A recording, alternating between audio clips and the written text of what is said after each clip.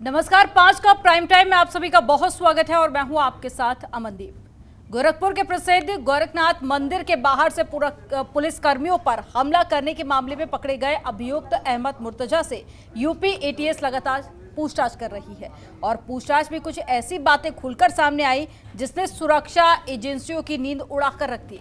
मुर्तजा के खुलेआम कबूलनामे ने यूपी और केंद्र सरकार को अलर्ट कर दिया है और एक और जहां उसका आतंकी संगठन आईएसआईएस के साथ में कनेक्शन सामने आया है, तो वहीं अब इस बीच उसका कबूलनामा भी सामने आया जिसमें उसने बताया कि वह टेम्पो से गोरखपुर पहुंचा था और खुरपी और अन्य सामान के साथ में गोरखपुर में दाखिल हुआ था। पूछताछ में मुर्तजा ने बताया कि हमारे साथ कर्नाटक में जो गलत हुआ वो तो हुआ। मुर्तजा यहां कर्नाटक में हिजाब विवाद की बात भी कह रहा था। उसने बताया कि सीए और एनआरसी को लेकर भी हमारे साथ में गलत हो रहा है।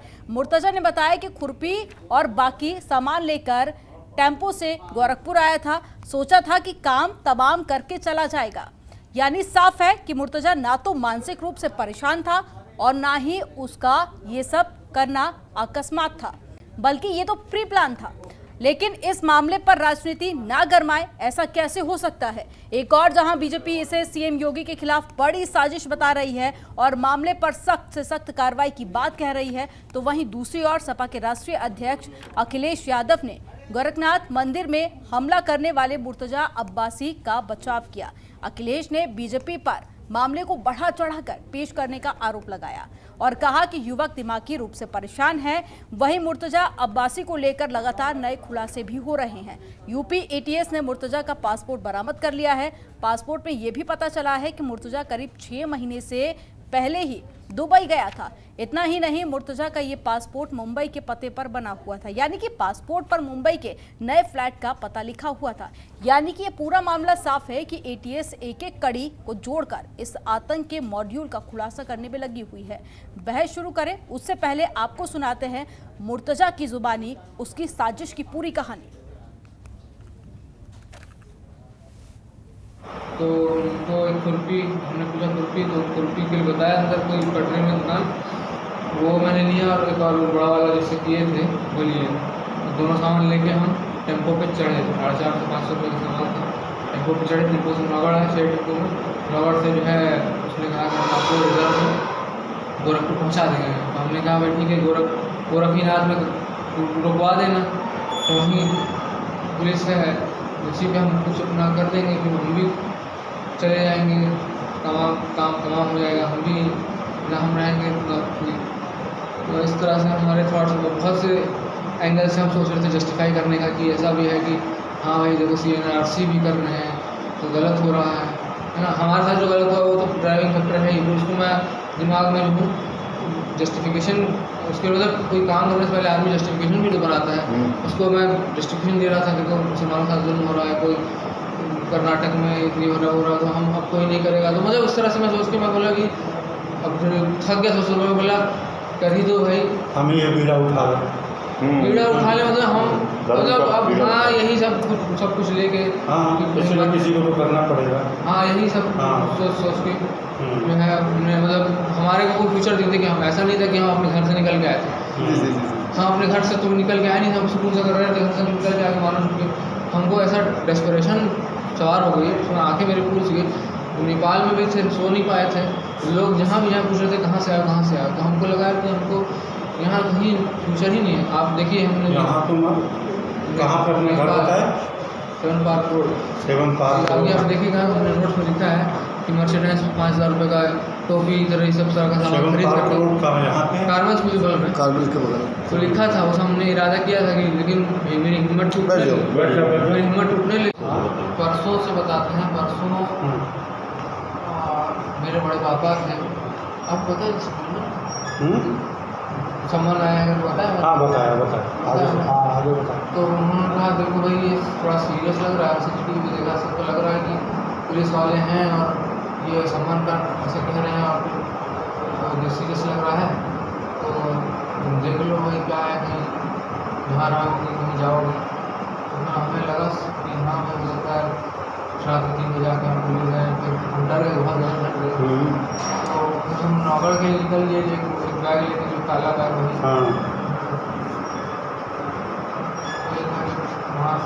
चले जाएंगे। नेपाल में मतलब इंडियन पुलिस से हमको किस- कह रहे थे कि क्या है, सोचो कुछ भी हो गया, मतलब गाड़ी हो गया हो क्या, या कुछ भी सोचो, तुम्हारे पिछली शादी हो गई, तुम्हारा कुछ केस वेस किया गया, आप सोच रहे दिमाग लगा रहे हैं क्या हो सकती है। हमारा नहीं कुछ लग नहीं रहा है, फेंक ही लग रहा है। फिर पापा गए तो पापा आए थे उसमें किराएदारी का काम करके, तो उसमें वही थे, तो क्या कुछ सीरियस लग रहा है कुछ। ठीक है पुलिस जैसे कि फॉर इमीडिएट पर्पस ये है कि किसी और के घर जाओ और फिर फोन भी ट्रेसेबल ना हो। जानकारी आ रही है और उसके पिता ने जो कहा है कि साइकेट्रिक प्रॉब्लम थी, बाइपोलर इश्यूज हैं उसके साथ, मुझे लगता है वो पहलू भी देखना पड़ेगा। और बीजेपी तो वो पार्टी है जो बात को न जाने कितना खींच देती है। मैं मानता हूं कि श्री अखिलेश यादव जी और समाजवादी पार्टी, इनका रिश्ता नाता जैसे आतंकवादियों के साथ पहले से प्रकट होता रहा है। किस प्रकार से 2013 में इन्होंने जो आतंकवादी हमले हुए थे उनके इन्होंने मुकदमे वापस लिए, किस प्रकार से फिर उन मुकदमों को वापस लेने से माननीय उच्च न्यायालय ने रोक लगाई और फिर उस पर मुकदमा चला और उनको आजीवन कारावास और फांसी तक की सज़ा हुई। किस प्रकार से अभी मेरे पास उपलब्ध है ये एक जो सैफ शेख जो उत्तर प्रदेश का था, उसके पिता के साथ श्री अखिलेश यादव जी की फ़ोटो स्पष्ट ये दिखाई दे रही है कि ये पहले से ही किस प्रकार के लोगों के साथ इनका रिश्ता। इतनी बड़ी घटना गोरक्षनाथ मंदिर पे जो हमला है, वह हमला साधारण नहीं है, वो एक बहुत गंभीर घटना थी और उस गंभीर घटना की जांच में जुटी हुई पुलिस का मनोबल तोड़ने या ऐसे अपराध करने वालों का मनोबल बढ़ाने का यह प्रयास श्री अखिलेश यादव जी के द्वारा जो किया गया है, मैं उसकी कड़ी भर्त्सना। तो एक तरफ मुर्तजा का कबूलनामा और दूसरी तरफ राजनीति लगातार जारी है, क्योंकि अलग अलग नेताओं की तरफ से, अलग अलग दल की तरफ से लगातार बयानबाजी हो रही है और आरोप और प्रत्यारोप का दौर भी अब शुरू हो चुका है।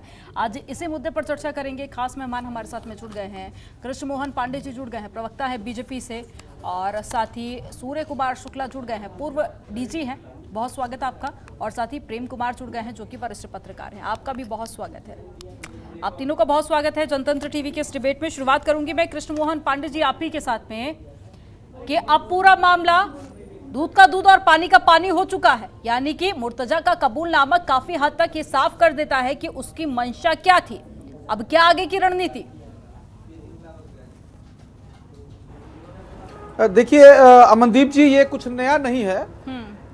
ये जो कुछ भी हम लोग जो आज कबूलनामा आया हुआ, पहले दिन ये तय हो गया था कि जो लड़का मानसिक विक्षिप्त होता वो मंदिर पे ही जाके एक धार्मिक नारा लगाकर किसी सिपाही पर हमला क्यों करेगा।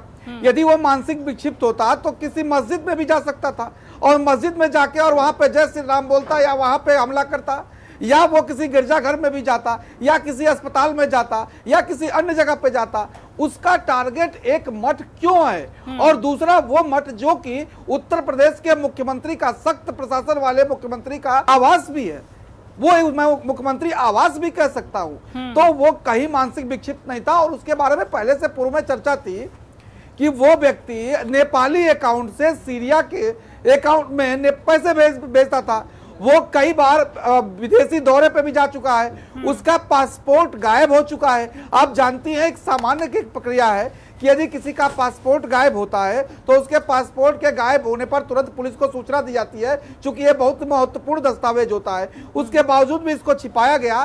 तो जो पासपोर्ट छिपाया गया था उसमें कहीं ना कहीं ये आतंकियों से जुड़ने का, या सीरिया, युगांडा, ऐसे दोस्तों पे जहां पे कि आईएसआई के संगठन मजबूती से काम करते हैं, वहां पे भी इसके संग नेटवर्क हो सकते थे। परंतु अब तो वो बातें रही नहीं, हो सकते थे वाली प्रक्रिया समाप्त हो चुकी है। उसने ये स्वीकार कर लिया है कि हमारे साथ जो कर्नाटक में हुआ वो गलत हुआ, जो सीए एनआरसी में हुआ वो गलत हुआ। उसने सुप्रीम कोर्ट को देश की सारी व्यवस्थाओं को डिनाई किया। तो वो कहीं मानसिक विक्षिप्त नहीं है, ये तो तय है। वो एक आतंकी संगठन का व्यक्ति है। इस पे आगे हमें सारी अपनी जांच एजेंसियों को छोड़ देना चाहिए, वो स्वतंत्र रूप से अपना कार्य करें और इनके किन किन लोगों के साथ विदेश में और देश में किन किन लोगों से संबंध है उसकी जांच हो, वो सामने ये लोग सामने आए जो देश के साथ अपराध करना चाहते हैं, जो देश में रहकर देश को तोड़ना चाहते हैं, जो देश के साथ साजिश कर रहे हैं, ऐसे लोगों का खुलासा होना चाहिए और उन लोगों को जेल के सलाखों के पीछे जाना चाहिए। एक बात। दूसरी बात, मैं बड़ी महत्वपूर्ण बात कहूंगा कि ये व्यक्ति जिसका राजनीतिक संरक्षण भी है, मैं आपको बता दूं, बड़ी स्पष्टता के साथ कहना चाहता हूं, दुनिया का कोई देश नहीं जिस देश में आतंकवादी पकड़ा जाता हो और राजनीतिक जो पार्टियां हैं उस किसी आतंकवादी का सहयोग करती हो, परंतु भारत और खास तौर से उत्तर प्रदेश मात्र ऐसी पार्टी है जिसमें राजनीतिक दल एक आतंकवादी के पकड़े जाने पर उसको एक सामान्य व्यक्ति, विक्षिप्त व्यक्ति बताते हैं और उसके पिता के साथ, उस आतंकवादी के साथ संवेदना जुड़ते हैं। मैं इसकी एक पुरानी घटना बताना चाहूंगा। आपको याद होगा कि बनारस में और अन्य जगहों पर ब्लास्ट हुए थे 2013 में। आतंकियों के मुकदमे वापस लेने के लिए एक पार्टी विशेष के लोग सामने आए थे, भला कहिए हाई कोर्ट का, जिसने यह मना कर दिया कि नहीं, आप क्या चाहते हैं, हाई कोर्ट आतंकियों को आप पद्मश्री देना चाहते हैं, तब जाके और उन लोगों को उम्र कैद हुई।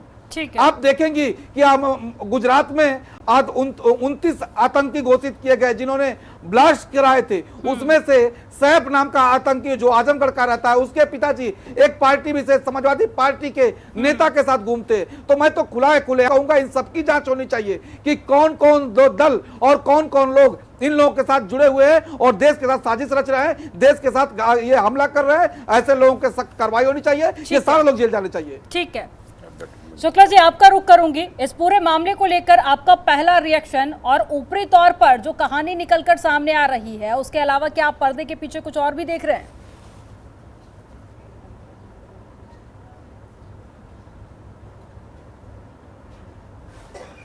हेलो, मेरी आवाज सर आप तक पहुंच पा रही है? मुझसे पूछ रही हैं? जी सर, आप ही से मेरा सवाल है कि इस पूरे मामले को लेकर आपका रिएक्शन जानना चाहूंगी। और ऊपरी तौर पर जो कहानी निकलकर सामने आई है, जो मंशा कही जा रही है, इसके अलावा भी क्या कोई और कहानी आप पर्दे के पीछे देख रहे हैं? इस घटना ने ये साबित कर दिया है कि देश के अंदर अभी भी आईएसआईएस या आईएसआई के मददगार, उनके इशारे पर काम करने वाले लोग मौजूद हैं। और बड़ा अच्छा हुआ कि कम से कम ये बात सामने आ गई कि मजहब के नाम पर हिंसा करने को कुछ लोग करने वाले तैयार बैठे हैं और कुछ लोग उनको प्रोत्साहित कर रहे हैं। और कोई न कोई ऐसी शक्तियां, ऐसी संस्थाएं हैं जो इनको प्रेरित कर रही हैं, इनको कंट्रोल कर रही हैं, देश से भी विदेश से भी, कि मजहब के नाम पर तुम मारकाट करो, हमला करो। तो ये बहुत गलत बात है। सारे समाज की शांति व्यवस्था के लिए जरूरी है कि अपने अपने मजहब का सब लोग पालन करें और अपना धार्मिक कार्यकलाप करें, लेकिन दूसरे मजहब के लोगों के ऊपर, उनके धार्मिक चिन्हों के ऊपर, प्रतीकों के ऊपर हमला न करने लगें, मारकाट न करने लगें। तो मैं तो कहूंगा कि अब जरूरत है कि ऐसे लोगों को भी सबको चिन्हित किया जाए कि कौन लोग इनको कंट्रोल कर रहे हैं, कौन से प्रेरित कर रहे हैं। क्योंकि भारतीय दंड विधान, जिसको इंडियन पेनल कोड कहते हैं, उसके अंतर्गत प्रेरित करना अपराध के लिए, हिंसा के लिए प्रेरित करना भी उतना ही बड़ा जुर्म है जितना बड़ा ये जुर्म है कि किसी पर हमला करना। और ये पुलिस पर जिस प्रकार से इस व्यक्ति ने हमला किया, उससे लगता है कि ये स्टेट के खिलाफ, यानी राज्य के खिलाफ मारकाट करने का इरादा रखता है लड़का। और ये इस तरह के और भी हो सकते हैं, जैसे आपने बताया कि वो कह रहा है कि हमारे साथ गलत हो रहा है। तो अगर हमारे साथ गलत हो रहा है तो कोई व्यक्ति होंगे जो इस तरह समझा रहे हैं कि तुम्हारे साथ गलत हो रहा है, तुम मारो काटो। तो इसको चिन्हित करके जो देश के संसद के द्वारा, जो सारे 130 करोड़ लोगों के द्वारा चुनी हुई संसद है, अगर उस संसद के द्वारा कोई कानून पास किए जाते हैं, कोई कार्य के देश के लिए हित में कोई नियम बनाए जाते हैं और कोई दूसरा कहता है कि ये हमारे लिए गलत हो रहा है, तो ये गलत बात है कि कुछ लोग इसका मतलब ऐसे लड़कों को गुमराह कर रहे हैं और गुमराह करके उनको मरने मारने के लिए प्रेरित कर रहे हैं। और ये और भी अफसोस की बात है कि अगर कोई राजनीतिक दल इनको समर्थन देता है, कोई सामाजिक संगठन समर्थन देता है, तो उसकी भी अच्छी तरह से छानबीन होना चाहिए और जानना चाहिए सबको कि देश में लोकतंत्र है। लोकतंत्र में हिंसा का कोई स्थान नहीं है।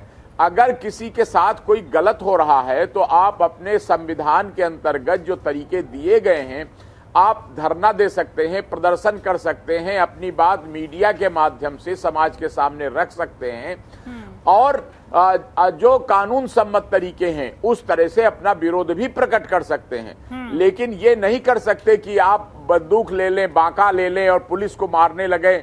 और ये मूर्खता भी है। सोचिए कि क्या 2-4 जवानों के ऊपर बांका से हमला कर देने से देश की व्यवस्था बदल जाएगी? ये मूर्खतापूर्ण कार्य भी है। तो मैं कहूंगा, लेकिन इनको इतना धार्मिक कट्टरता जो सिखा दी जाती है कुछ लड़कों को, इनको चिन्हित किया जाना चाहिए। इनको डिक्रिमिनलाइज और डिकम्युनलाइज, यानी कि इनके दिमाग से वो धार्मिक कट्टरता हटाई जाए, इसके लिए पूरा इंतजाम करना चाहिए। और जो ऐसे जो करते हुए पाए जाएं, उन लोगों को कड़ा से कड़ा कानून के अंतर्गत दंड दिया जाना चाहिए। और जेलों में भी जाते हैं तो भी इनका बदलाव नहीं होगा, इसलिए जेलों के अंतर्गत रिफॉर्मेशन सेंटर बनाकर इनकी मानसिक स्थिति को ठीक करना चाहिए। जो कहा गया है कि ये डिप्रेशन में है, मानसिक बीमार हैं, तो ये डिप्रेशन में है कि नहीं ये तो मुझे नहीं मालूम, लेकिन मानसिक बीमार अवश्य हैं। और आतंकवादी अपराधी, लेकिन शुक्ला जी, 90% सब मानसिक बीमार होते भी हैं। मानसिक रूप से विक्षिप्त होने की बात कही जा रही थी, आप कई सारे इस तरह के केस सॉल्व कर चुके हैं, तो क्या गिरफ्तारी के बाद में कुछ इस तरह के भी जांच के अंतर्गत ऐसे टेस्ट आते हैं जिनके द्वारा पता किया जा सकता है कि मानसिक रूप से व्यक्ति विक्षिप्त है या नहीं? क्योंकि अभी जो स्थिति हम देख रहे हैं वर्तमान में, वो ये स्पष्ट होना बेहद ज़्यादा ज़रूरी है, क्योंकि जो पूरी सियासत की लड़ाई है वो इसी के इर्द गिर्द घूम रही है कि पुरुष मानसिक रूप से ठीक नहीं है। ये स्वयं में एक धार्मिक कट्टरता और मजहब के नाम पर मारकाट करने की इच्छा, ये स्वयं में एक बीमारी है और मानसिक बीमारी है। इसलिए इस मानसिक बीमारी का भी इलाज करने की जरूरत है। और जरूरत देश को यह है कि इसमें हिंदू, मुस्लिम, सिख, ईसाई सब लोग मिल करके देश के निर्माण में अपना भागीदारी करें। जो कहा गया कि यहाँ कोई मतभेद की संभावना नहीं है, कि अपनी अपनी धार्मिक निष्ठा, अपनी पूजा पाठ सब लोग करो, लेकिन ये नहीं कि दूसरे धर्म के लोगों के प्रतीक चिन्हों, मंदिरों पर हमला करने लगो। और दुर्भाग्यपूर्ण यह है कि इस देश का ये बड़ा करीब 1000 साल पुराना इतिहास है कि धार्मिक कट्टरता के कारण तमाम लोगों ने हमले किए, लड़ाई झगड़ा किया, लोगों को मारा, काटा और उनके धार्मिक प्रतीकों को मारा, उनको गिराया, बर्बाद किया। इसके नाम पर आपने सुना होगा कि तमाम धार्मिक जो सिख गुरु थे उनको लोगों ने तरह तरह तड़पा करके मारा था। आपने सुना होगा गुरु गोविंद सिंह का नाम, गुरु अर्जुन देव का नाम, तेग बहादुर जी का नाम। तो धर्म के नाम पर इस देश में बहुत हिंसा हो चुकी है और अच्छी बात यह है कि लेकिन उसके बावजूद भी जो बदलाव है वो नहीं देखने को मिल रहा। आज भी जब इस तरह की घटनाएं सामने आती हैं तो कई सारे सवाल खड़े कर देती है। मैं लौटूंगी आपके पास में, लेकिन उससे पहले प्रेम कुमार जी का रुख कर लेते हैं। प्रेम कुमार जी, एक तरफ इस तरह की घटना होना कई सारे सवाल खड़े कर रही है, लेकिन सवाल अब राजनीतिक दलों पर भी खड़े हो रहे हैं। ये पहली बार नहीं हो रहा है, ऐसा पहले भी कई बार हो चुका है कि जहां बात राष्ट्र हित की होनी चाहिए वहां पर राजनीतिक रोटियां सेकी जा रही हैं। अमनदीप जी, ये जो घटना घटी है आतंकी घटना है और निंदनीय है और प्रोटेक्टेबल नहीं है जी। इसका बचाव कोई नहीं कर सकता।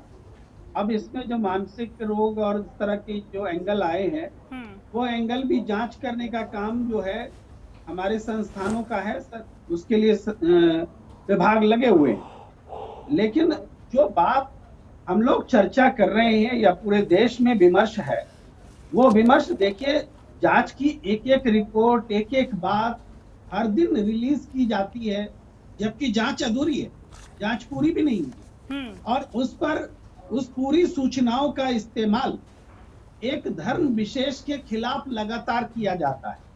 ये बंद होना चाहिए कि नहीं होना चाहिए? अगर ये बंद नहीं होगा तो जिस बीमारी की बात शुक्ला जी कर रहे हैं वो बीमारी कैसे खत्म होगी?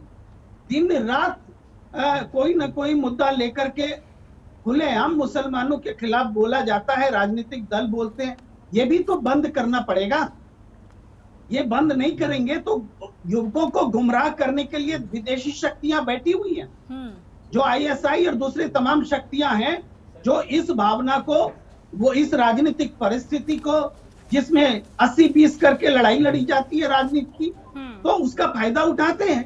तो ये इसका मतलब, ये बात जब मैं कह रहा हूं तो इसका मतलब आप मुझे उसका समर्थक न बता दें कि जो मंदिर में घुस के हमला कर रहा है हम उसके समर्थक हैं। नहीं, हम मूल बात की बात करना चाहते हैं। जड़ कहाँ है? जड़ खत्म करिए, नफरत की राजनीति खत्म कीजिए, हर बात में हिंदू मुसलमान कहना बंद कीजिए, ये मैं कहना चाहता हूँ जी। ठीक है, इस पर कृष्ण मोहन जी कुछ कहना चाह रहे हैं, जल्दी से उनका रिएक्शन ले लेते हैं, उसके बाद में पुष्पेंद्र जी आपका रुख करूंगी। अमनदीप जी, हमारे मित्र कह रहे थे कि ये धर्म विशेष के खिलाफ ऐसा किया जा रहा है, तो धर्म के खिलाफ कोई नहीं है और न भारतीय जनता पार्टी किसी धर्म के खिलाफ है। परंतु यदि गोरक्ष पीठ में अब्बास पकड़ा जाता है, हैदराबाद में सैफ पकड़ा जाता है और अफजल पकड़ा जाता है, यदि एक धर्म विशेष के लोग, एक संप्रदाय विशेष के लोग ही यदि आतंकी व्यवस्थाओं में सम्मिलित होते हैं तो हम क्या कहेंगे?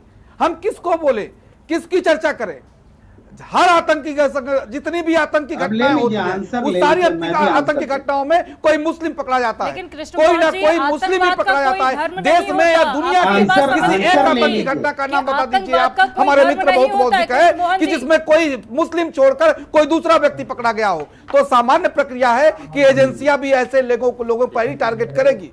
और दूसरी बात मैं आपको बता दूं, ये कोई एक संयोग नहीं है, मैं आपको बता दूं अमन दीजिए, संयोग नहीं है, प्रयोग है। अभी 3 दिन पहले अलीगढ़ मुस्लिम विश्वविद्यालय के एक प्रोफेसर ने पीपी किट दिखाकर और दिखाया कि कैसे रेप को हिंदू देवी देवताओं से जोड़कर उसने पीपी किट दिखाया।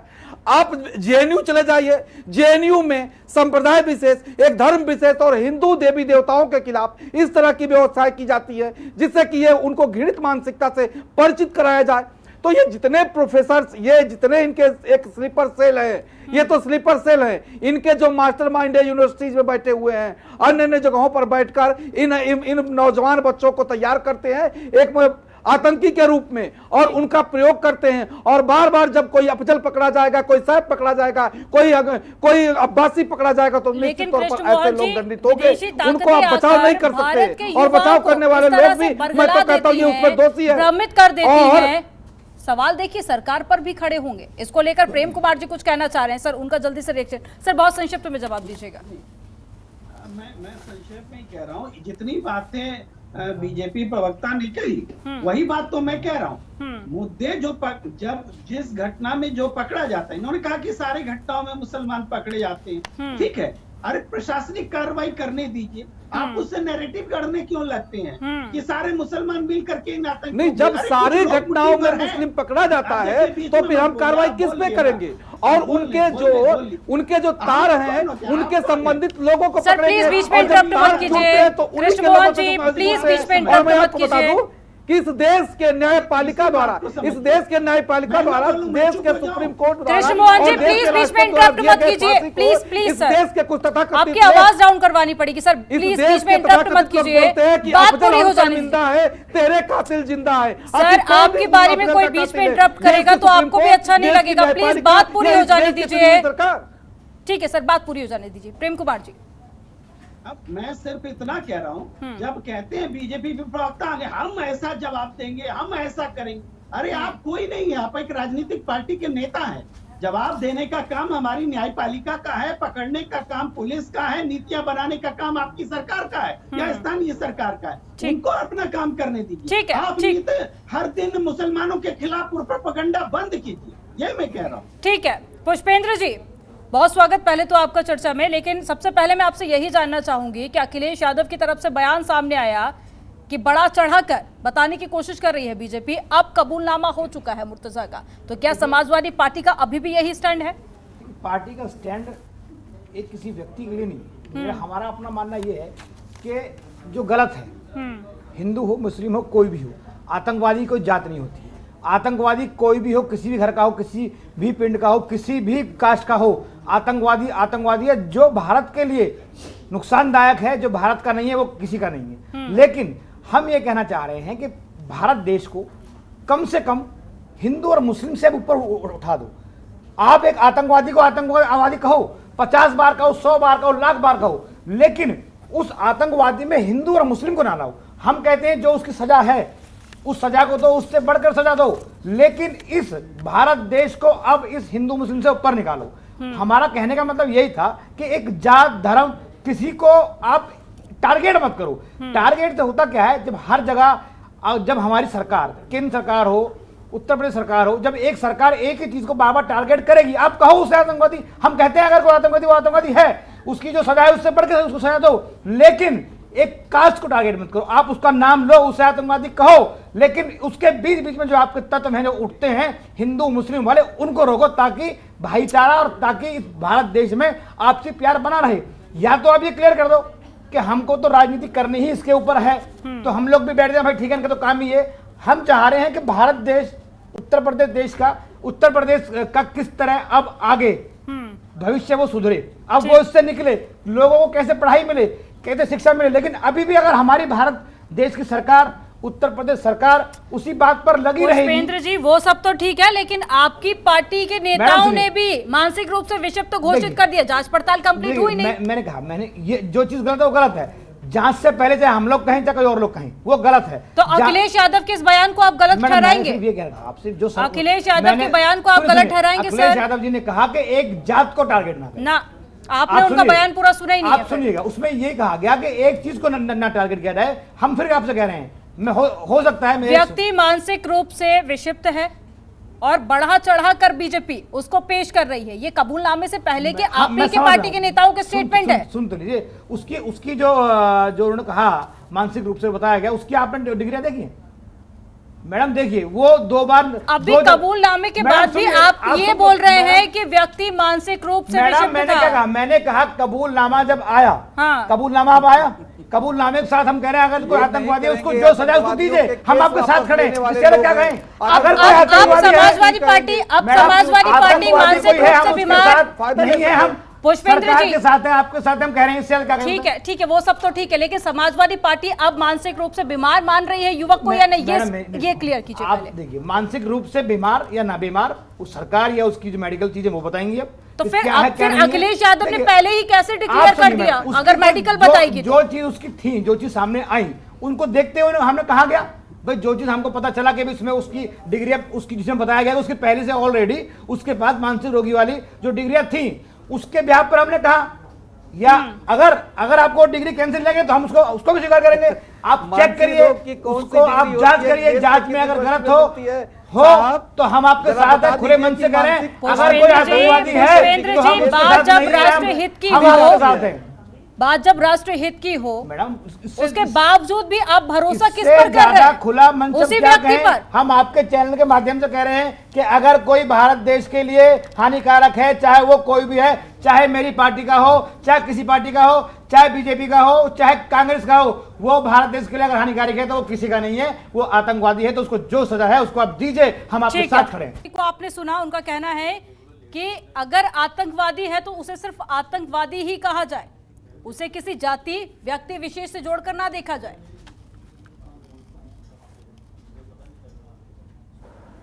बिल्कुल हम नहीं देखते हैं। भारतीय जनता पार्टी देश की सरकार, चुनी हुई सरकार है, किसी को नहीं आतंकवादी ही देखती है। जो भी व्यक्ति पकड़ा जाता है देश के हित, देश के विरुद्ध किए गए कार्य करते हुए तो आतंकवादी है, और वो आतंकी घटनाओं में शामिल है तो हम उसे आतंकवादी ही मानते हैं। परंतु आतंकी, जिसको आतंकी घटनाओं में जो शामिल हो, गिरफ्तार हो, उसको जो लोग हाई कोर्ट में जाकर उसकी केस वापसी की दलील देते हो, वो लोग कौन है? क्या वो आतंकी घटनाओं में शामिल नहीं है? आतंकी का साथ देने वाला भी आतंकी है। और मैं आपसे बता दूं कि जो मुकदमा वापस लेने वाले लोग थे, जो मुकदमा ले रहे थे, वो लोग भी आतंकी थे, उनका आतंकियों का संरक्षण देने वाले लोग थे। दूसरी बात कि जब किसी भी घटना में कोई संप्रदाय विशेष का व्यक्ति पकड़ा जाएगा, धर्म विशेष का व्यक्ति पकड़ा जाएगा और बार बार सारी घटनाओं में पकड़ा जाएगा, तो निश्चित तौर पर हमारे देश की एजेंसियां, सुरक्षा एजेंसियां उनसे संबंधित लोगों को पकड़ेंगी और जब उनके पकड़ेंगी तो आप उनको एक संप्रदाय विशेष, जाति विशेष का नाम देंगे तो आप आतंकवादी की व्यवस्था में आते हैं। आपको स्वीकार करना होगा कि आतंकियों के हम सहयोगी है। इस देश की जितनी आतंकी घटनाएं होती है उसमें क्यों कोई अफजल पकड़ा जाता है, क्यों कोई सिर्फ फैज पकड़ा जाता है, लेकिन क्यों कोई कृष्णमोहन साहिल जी, पकड़ा जाता आप है, भी इस क्यों बात कोई को सिर्फ समझिए अब्बासी कि पकड़ा जाता है? आतंकवाद का कोई धर्म कोई नहीं किस होता मोहन क्यों नहीं पकड़ा है। जाता? आप यहाँ पर इस मुसलमान देश का कहकर अगर आतंकी संबोधित घटनाओं कर में रहे शामिल हैं पकड़े जाते हैं। तो आप ये भी याद रखिए कि हमारे देश में कई ऐसे मुसलमान रहे हैं जिन्होंने देश हित में बहुत अच्छे काम किए हैं।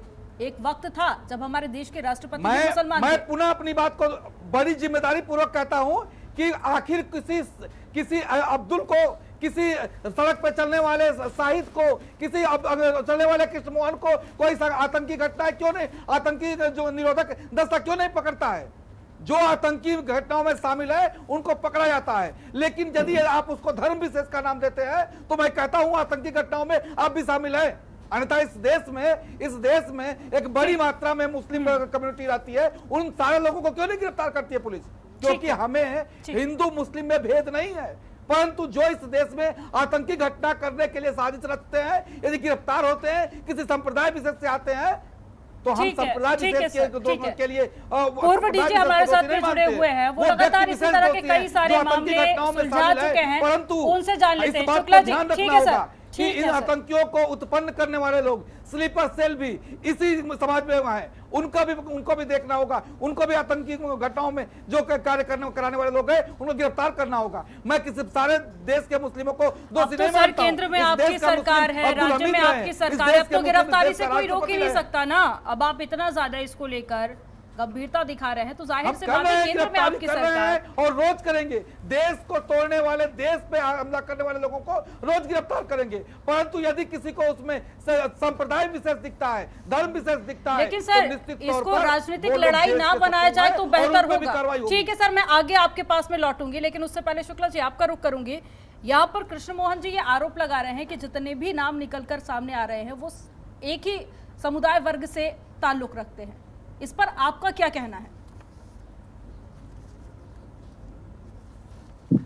मैडम जी, मैं ये कहूंगा कि आप सब जानती हैं कि इस देश की सबसे बड़ी बीमारी ये रही है कि आपसी फूट का फायदा उठाकर कई लगभग 1000 सालों से देश को विदेशी शक्तियों ने गुलाम बनाकर रखा था। और ये जो लक्षण मुझे दिखाई पड़ रहे हैं ये बहुत ही चिंता का विषय सबके लिए होना चाहिए कि अगर देश को कोई समस्या होती है, अगर आपस में लड़ाई होती है, दंगे होते हैं, झगड़ा होता है, तो इसका नुकसान देश के हर नागरिक को होगा। इसलिए बहुत जरूरी है कि चाहे वो हिंदू धार्मिक व्यक्ति हैं, चाहे वो मुस्लिम मौलाना हैं, चाहे वो क्रिश्चियन या सिख गुरु हैं, वो लोग सब आकर अपील करें कि कोई भी व्यक्ति धार्मिक कारणों से कोई भी लड़ाई झगड़ा मारकाट नहीं करेगा और ऐसे लोगों की निंदा करें, उनका प्रस्ताव पारित करें। लेकिन देखने में आता है कि अक्सर चुप हो जाते हैं लोग। जब उनके साथ कोई सख्ती होती है पुलिस के द्वारा, प्रशासन के द्वारा, तो कई लोग खड़े हो जाते हैं कि ये तो गलत हो रहा है। कई मानवाधिकार संगठन के लोग खड़े हो जाते हैं, ये अनुचित हो रहा है। लेकिन जब वो ऐसी घटनाएं करते हैं तो ये बुद्धिजीवी लोग चुप हो जाते हैं। तो सियासी और मजहबी दोनों सीमाओं से आगे बढ़कर मैं अपील करता हूं, रिक्वेस्ट करता हूं अपने सारे दर्शकों से, श्रोताओं से कि भाई जो भी अपनी सियासत है और अपना मजहब है, उन बातों को अपने अलग रख करके जो हिंसा की समस्या है, देश के सामने मारकाट की समस्या है, लड़ाई झगड़े की समस्या है, इस पर सब लोग आलोचना करो कि ये गलत हो रहा है, ऐसा नहीं होना चाहिए। एक बहुत अच्छा आपने चाहे सुझाव किसी दिया पार्टी है, का उस आदमी पर है, मैं चाहे कृष्ण किसी मोहन जी धर्म का का आदमी रिएक्शन जरूर लूंगी कि धर्मगुरु आकर अगर अपील करते हैं तो जाहिर सी बात है कि जनता पर इसका बहुत ज्यादा असर पड़ेगा। लेकिन सर एक जो सवाल है वो लगातार उठ रहा है कि विदेशी ताकतें हमारे देश में इतनी ज्यादा हावी हो जाती है कि वो युवाओं को बरगला देती है, इसके पीछे आप क्या फेलियर देख रहे हैं?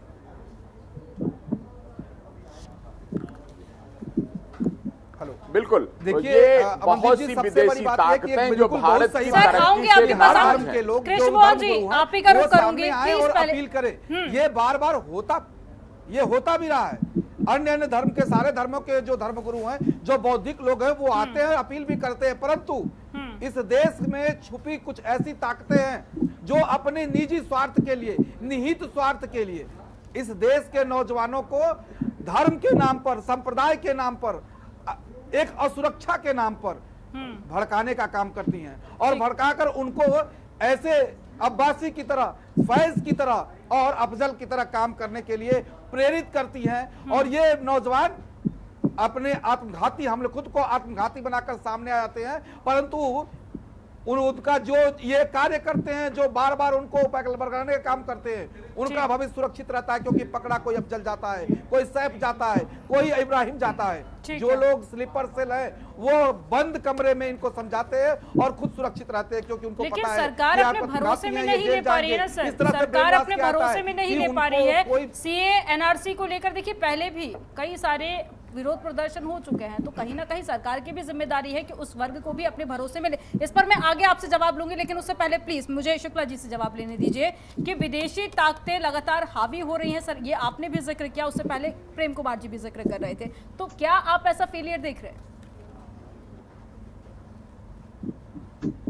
बिल्कुल, ये बहुत जरूरी है कि इस बीमारी को जड़ से खत्म किया जाए, ताकि हमारे देश के फिर से गुलाम हो जाने, फिर से टूटने या फिर से लड़ाई झगड़ा होने की संभावना न रहे।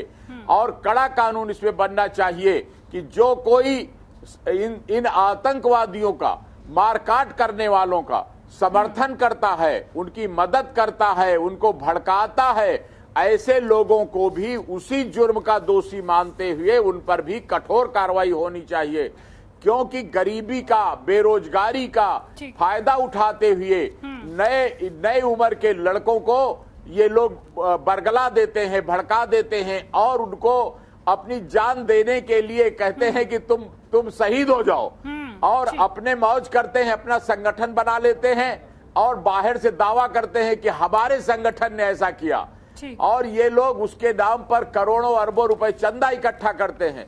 तो ये ऐसे संगठनों पर बैन लगना चाहिए, और बैन लगते ही ये लोग नाम बदल लेते हैं। इसलिए जो भी इस तरह की गतिविधि करने वाले हो उन पर तुरंत बैन लगना चाहिए और दंडात्मक कार्रवाई तुरंत करना चाहिए। तो और जो ये कह रहे हैं भाई साहब, मैं बिल्कुल सहमत हूं कि सोशल मीडिया पर जो लोग ऐसा कर रहे हैं, ये सोशल मीडिया पर जो लोग ऐसा कर रहे हैं कि धार्मिक कट्टरता फैलाते हैं और ऐसी फिल्मों के माध्यम से या अन्य अखबार मीडिया के माध्यम से जो नफरत फैलाते हैं, इनको रोकने का भी कड़ा कानून बनना चाहिए। और जो बना हुआ कानून है धारा 153A जो भारतीय दंड विधान की बनी हुई, उस पर और कार्रवाई होनी चाहिए। कोई नफरत न फैलाए मजहब के बीच और सियासी कारणों से कोई नफरत न फैलाए। ये कहना है आपका कि कानूनों को कुछ और भी सुधार की जरूरत है ताकि कड़ा एक्शन हो, कड़ी कार्रवाई हो। प्रेम कुमार जी,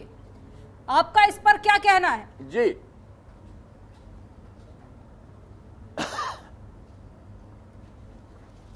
करके देखिए कि जैसे मानव अधिकार पर भी प्रश्न उठ रहे हैं। अरे मानव अधिकार संगठन को उसका काम करने दीजिए, प्रशासन अपना काम करेगा। मानव अधिकार हर तरह के अधिकारों की वकालत करता है। एक कैदी का भी मानवाधिकार होता है, युद्धबंदी का भी मानवाधिकार होता है। हम उसको बदनाम करने की कोशिश क्यों करते हैं? वो एक अलग मसला है। लेकिन यहाँ है कि आतंक का विरोध करने का मतलब मानव अधिकार का भी सवाल खत्म कर दो। क्या जुल्म का शासन चलेगा? वो नहीं होना चाहिए, एक बात। दूसरी बात ये है कि नफरत खत्म करना चाहिए, ये बात ठीक। सही है, लेकिन नफरत कैसे खत्म होगा? ठीक। क्या एक धारा में नफरत फैलाने वालों को छूट होगी और ठीक। दूसरी धारा में नफरत फैलाने वालों को छूट नहीं होगी? इसमें तो सेलेक्टिवनेस भी तो नहीं चलना चाहिए। ठीक। तो सेलेक्टिवनेस चल रहा है क्योंकि पॉलिटिक्स में सेलेक्टिवनेस आ गया है। ठीक। और जब पॉलिटिक्स में सेलेक्टिवनेस आएगा तो एडमिनिस्ट्रेशन कोई बाहर की चीज नहीं है, समाज का ही हिस्सा है, प्रशासन भी उसी तरह से बायस्ड होता है। लेकिन प्रेम जी, यहाँ पर देखिए राष्ट्रीय हित की बात है, उसके बाद अलग अलग राजनीतिक पार्टियों की तरफ से हम अलग अलग तरह के बयान देख रहे हैं, जहां पर जरूरत है कि सारी ही राजनीतिक पार्टियां एकजुट होकर लड़ाई लड़े, क्योंकि ये मसला हमारे देश का है।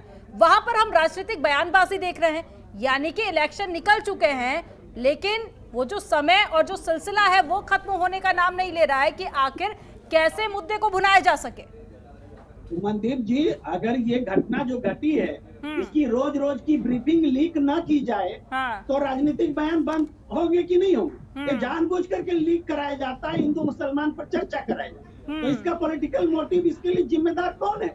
जो शासन में है वो पार्टी जिम्मेदार है जो ये लीक करवा रही। प्रशासन को सख्त करो, क्यों तुम हर रोज ब्रीफिंग कर रहे हो, लीक कर रहे हो? जांच कंप्लीट करो, कंप्लीट करने से पहले ही बोलते हो आईएसआई का हाथ है, फला का हाथ है, चिला का। अरे सबूत के साथ सामने आओ कि आईएसआई का हाथ है, सबूत के साथ सामने आओ कि पाकिस्तान का हाथ है। ये करने के बजाय ये बेवजह की बहस पैदा करते हैं। ठीक है, जवाब ले लेते हैं कृष्ण मोहन जी से। कृष्ण मोहन जी, प्रेम कुमार जी की बातों का जवाब दीजिएगा और साथ ही ये भी बताइए कि सिर्फ एक ऐसा समुदाय जिसको भरोसे में सरकार नहीं ले पा रही है। इससे पहले हिजाब का मुद्दा भी हमने देखा, उससे पहले सीए एनआरसी को लेकर भी लगातार विरोध प्रदर्शन कई दिनों तक चलता रहा, वो भी तस्वीरें हमने देखी। अमनदीप जी, जरा मैं अपने मित्र से पूछना चाहता हूं कि क्या इस देश में हम भरोसा लेने के लिए क्या किया जाए? देश में लगभग एक बहुत बड़ी आबादी में मुस्लिम आबादी रहती है या और धर्म के लोग रहते हैं। वो सारे लोग तो आतंकी घटनाओं में शामिल नहीं होते। कुछ एक छोटी सी संख्या है जो इस तरह की घटनाओं में शामिल होते हैं। कहते हैं कि विश्वास में लेना है। भारतीय जनता पार्टी ने 56 लाख परिवारों को उत्तर प्रदेश में आवास देने का काम किया, तो क्या उसमें हमने डिस्क्रिमिनेशन किया? क्या उत्तर प्रदेश में 15 करोड़ परिवारों को हमने भोजन देने का काम किया, राशन देने का काम किया? प्रेम कुमार जी प्लीज इंटरप्ट मत कीजिए, मैं लौटूंगा। क्या उत्तर प्रदेश में 2 करोड़ लोगों को हमने 2 करोड़ लोगों को हमने शौचालय देने का काम किया, उसके डिस्क्रिमिनेशन किया क्या? तो भारतीय जनता पार्टी तो सबको सबका साथ सबका विकास सबका विश्वास के परिदृश्य में विश्वास रखती है और सबको साथ लेने का के परिदृश्य में काम करती है। परंतु कुछ लोगों को ऐसा लगता है कि नहीं हमारे साथ गलत हो रहा है, तो उसके लिए क्या कह सकता। दूसरी बात, कर्नाटक की आपने बात की, तो क्या कोई इंस्टीट्यूशन में, किसी भी इंस्टीट्यूशन में ड्रेस कोड तय करता है तो ये व्यक्ति विशेष तय करेगा कि इस इंस्टीट्यूशन में कौन सा कोड होगा? हर इंस्टीट्यूशन की अपनी एक स्वतंत्रता है कि वो ड्रेस कोड तय करे। इस देश में आईपीसी है, सीआरपीसी है, सीपीसी है, तो आप ये कहेंगे कि नहीं इस देश में सीआरपीसी आईपीसी तो है, परंतु हमारे देश से कानून, हमारे कानून से देश चलेगा? क्या संभव है क्या? और इन्होंने कहा कि ब्रीफिंग क्यों कर रहे हैं इस देश में?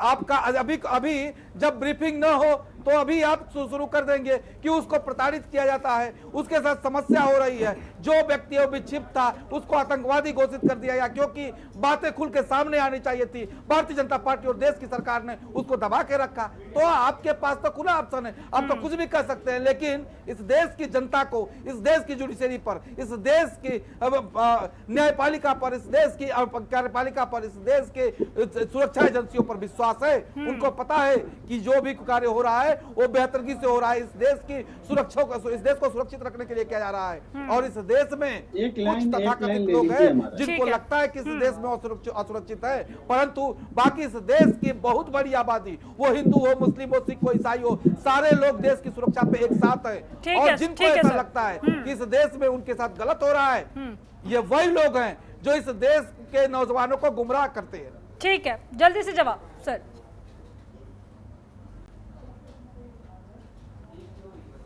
मुसलमान ही पकड़े जाते हैं और एक ही समुदाय के लोग आतंकी होते हैं। क्या आपने बोडो उग्रवादी का नाम नहीं सुना? क्या आपने नगा उग्रवादी का नाम नहीं सुना? क्या पंजाब में कभी सिख आतंकवादी भी हुआ करते थे, आपने नाम नहीं सुना? तो ऐसा मत कहिए कि एक ही समुदाय के लोग आतंकी होते हैं। ठीक है सर, क्या इस आपने पर प्रज्ञा शास्त्री का नाम नहीं सुना? साहब मुझे लगता है क्या कि नहीं सुना? जिस क्या तरह से कहा आपने कहा कंफ्यूज है, उस तरह से लगता है आप भी कंफ्यूज हैं। आतंकवाद में और उग्रवाद में विशेष अंतर होता है, इसको मुझे लगता है ठीक ढंग से जान लेने की आवश्यकता उग्रवाद है। और आतंकवाद में लेकिन क्या सर फर्क बाकी है? जाति होता धर्म है, से भी भारत के कई खिलाफ सारे आते हैं, तो जब प्लीज इसे वोट जाति देने धर्म से जोड़कर आप दोनों मत देखिए। पुष्पेंद्र जी, आप अब कबूलनामे के बाद में समाजवादी मैं पार्टी का बार-बार जरा इस बात स्टैंड पे कह क्लियर रहा हूं कीजिए। कि सर लौटूंगी आपके पास में, देखिए, सर मैं प्लीज सुनिए, मेरा अपना मानना ये है, कम से ठीक कम है सर, आगे आपके पास में लौटूंगी। आतंकवादी और कम से कम उग्रवादी में अब विशेष अंतर भारत सरकार आपको को रखना और उत्तर होगा। प्रदेश ठीक है। सरकार को कम से कम इस बात पे फोकस करना चाहिए कि जो आतंकवादी, जब हम बता रहे हैं कि पाकिस्तान से कनेक्ट है और पाकिस्तान से प्रेरित है, तो पाकिस्तान से जुड़ा हुआ है, तो वो हमारे देश में इतना सक्रिय है तो क्यों है? जिस तरह आज ये मामला हाईलाइट हो रहा है, इससे उन लोगों पे भी फर्क पड़ रहा है जो उसके और साथी हैं, क्योंकि उनके आका यही चाहते हैं कि तुम फेमस हो, तुम्हारा नाम चले, और उनसे उनका मोटिवेशन बढ़ता है। तो हमको इस बात पे भी गौर देनी चाहिए कि इस फोकस को, इस मोटिवेशन को हम कैसे रोक पाएं, क्योंकि जितना उसकी चर्चा हम लोग कर रहे हैं, इतने उसके साथ के जो आतंकवादी होंगे, जो उसके साथ में चल रहे हैं, उनको मोटिवेशन मिल रहा होगा, उसके आका वही चाह रहे होंगे। तो भारत सरकार, उत्तर प्रदेश सरकार इस बात पर भी गौर दे कि इस बात को कैसे रोका जाए, बजाय हिंदू मुस्लिम के लिए, बजाय हर चीज को छोड़ते हुए। मेरा फिर आपसे द्वारा मानना है कि हर पार्टी को ये सोचना चाहिए कि भारत देश कैसे बचे, इन चीजों से बचना चाहिए। हम फिर आपसे कह रहे हैं, जब से सर प्लीज बीच में इंटरप्ट मत कीजिए, मैं फाइनल सर आप बार बार मत बोलिए। आप आज तक गोडसे, आज तक आप गोडसे को आतंक नहीं कह पाएंगे हत्यारा है, आप क्या बात करेंगे? जबरदस्ती वक्त खींच रहे हैं, क्या कह पाए आज तक आप? गोडसे हत्यारा था या नहीं था? आप आज तक बोल पाए? पूरी बीजेपी, पूरी भारतीय जनता पार्टी आज तक ये नहीं कह पाई कि गोडसे जो है वो हत्यारा था। गोडसे के पूछना लोग आपसे कहोगे भारतीय आतंकवादी क्या है? आपसे ज्यादा हिंदू मुस्लिम इस भारत में कोई नहीं करता। आज तक आप मैं आपसे पूछता हूँ, गोडसे हत्यारा था क्या नहीं था? गोडसे हत्यारा था या नहीं था? नहीं जवाब दे पाएंगे। बस जो देना है वही है, हिंदू मुस्लिम, हिंदू मुस्लिम, घर में जाके हत्या करने वाला यही तो आपकी चिंता है। जवाब दीजिए ना, बताइए। समाजवादी पार्टी अब मजबूत विपक्ष में है। मैडम मजबूत विपक्ष में है, हम 2 बार कह चुके, बार-बार कह रहे हैं। राष्ट्रहित का है मतलब क्या बताइएगा? तो क्या मतलब अगर हम मजबूत विपक्ष में हैं तो क्या हम भी उसी हिंदू मुस्लिम करते रहें जो ये कर रहे हैं? हम नहीं चाहते हिंदू मुस्लिम, हम चाहते हैं देश ना बटे, हम चाहते हैं तरक्की हो। पेट्रोल आप देखिएगा कहां से लिया कहां पहुंच गया, लोग मरने को तैयार है, उस पर कोई बात नहीं कर रहा है। हिंदू मुस्लिम बात नहीं तैयार है, वो विकास पे चलती है। पेट्रोल बात करेंगे नहीं, डीजल बात करेंगे नहीं, हिंदू मुस्लिम पूरे भारत देश को बर्बाद करने का कारण सिर्फ हिंदू मुस्लिम आप लोगों ने बना रखा है, और उसी बात पे कर रहे हैं। महंगाई पे बोलिए, महंगाई पे बोलिए महंगाई पे। अब लोगों के स्कूल खुले, बच्चों के फीस लोगों ने अपनी मनमानी बढ़ाई है, बोलिए एक बार आप। ठीक है, कहिए योगी साहब, नहीं कह पाएंगे। उनको सुन लेते हैं प्लीज सर, प्लीज सर। अरे सर, जाति विशेष के संप्रदाय आपसे ज्यादा जाति विशेष कौन हो सकता है? आप दोनों से मेरी रिक्वेस्ट है कि बाकी भी मेहमान जुड़े हैं, उनको भी बोलने का मौका मैडम, दीजिए। आवाज डाल मुझे मुझे आवाज तो मुझे बोलना पड़ेगा। कृष्ण मोहन जी, बाकी मेहमान भी जुड़े हैं, उनको भी सुन लेते हैं। शुक्ला जी। बहन जी, मैं तो ये कहूंगा कि जिस प्रकार से आपके सामने हमारे 2 साथी वाद विवाद के प्रक्रिया में आपस में जोड़ जोड़ से ऐसे बातचीत कर रहे हैं जैसे लड़ाई हो रही है, और इसको देखकर मैं तो आपसे भी ये अपील करूंगा कि अपने चैनल के मालिकों से ये कहिए कि देखिए, बाहर चाहे लड़ाई हो चाहे न हो, लेकिन हमारे चैनलों में इस प्रकार से बातचीत का जो ढंग निकला है, ये डिबेट की प्रणाली जो चली है, ये आपस में लड़ाई झगड़ा को समाज में बहुत बढ़ा रही है। और आप भी चाहती हैं, हम लोग भी चाहते हैं कि समाज में शांति रहे जी। तो इस प्रकार की कोई बात, जैसे आपस में होता है कि हमारी बातचीत से अगर समाज में नफरत फैलती है, लड़ाई होती है, झगड़ा होता है, तो उससे पूरे देश को नुकसान है, समाज कमजोर होता है। और राजनीतिक पार्टियों की भी ये इसलिए नहीं देश ने, संविधान ने बनाया था कि वो आपस में कटुता के कारण लड़ने लगे और पूरे समाज को नुकसान हो, उसको कई भागों में बांट दिया जाए।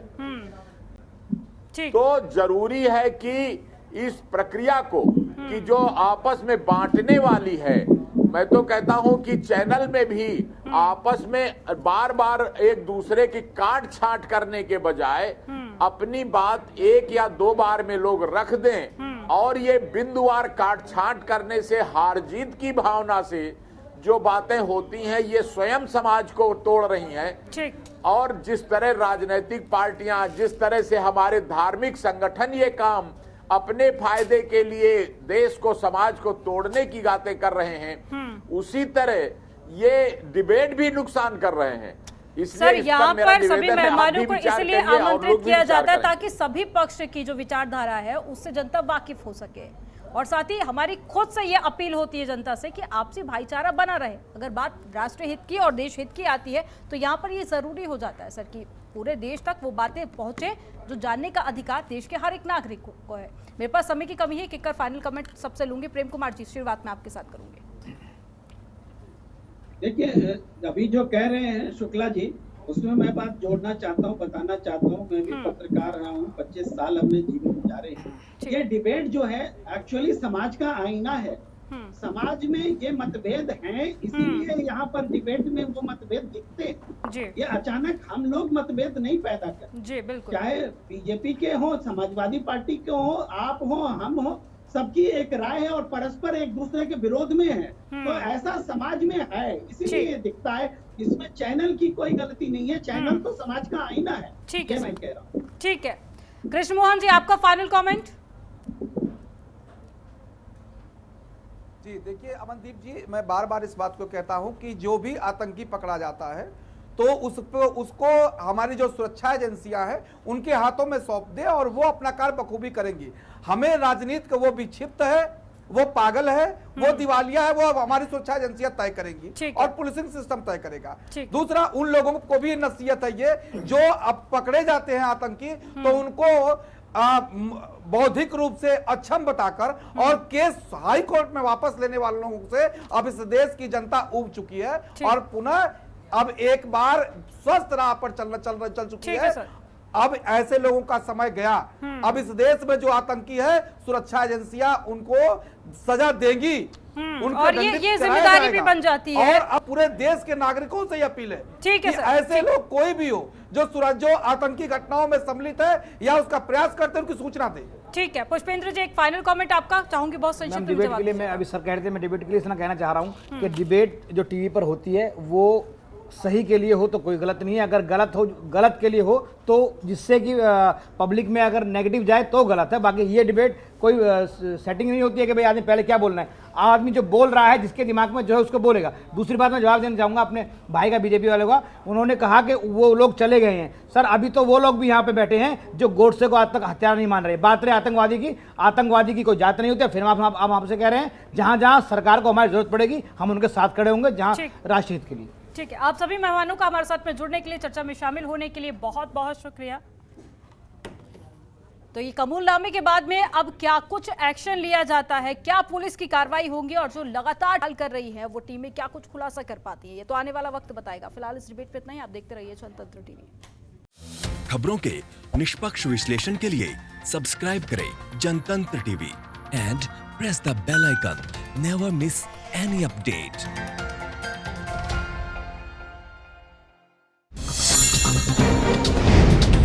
डाउनलोड कीजिए जनतंत्र टीवी ऐप को, जो कि अवेलेबल है गूगल प्ले और ऐप स्टोर पर। अधिक जानकारी के लिए अभी डाउनलोड करें।